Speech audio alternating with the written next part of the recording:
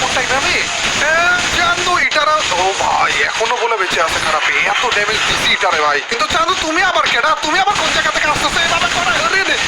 পিছনে আবার কেডা তো মাঝখানে পড়ে গেলাম গাইস হুট করে পিছন দিয়ে গেছে না এসে পড়ছে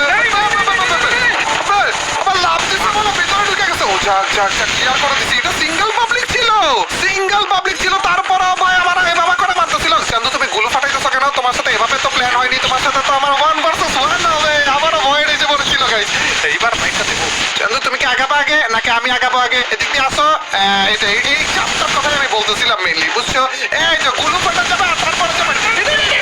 এই টাইমে বুইয়া মিস করলে ও ভাই সাব লেটস গো করছি রে কিলের তো বন্যা বসিয়ে ফেলার কথা শটের ওটা কিল তো আমার হিরোইক র্যাঙ্কে থাকা অবস্থায় পাই ফাটিয়ে ফেলেছি রে বাবা তো আমার 16 বছর স্কোয়াডে এগুলো নর্মাল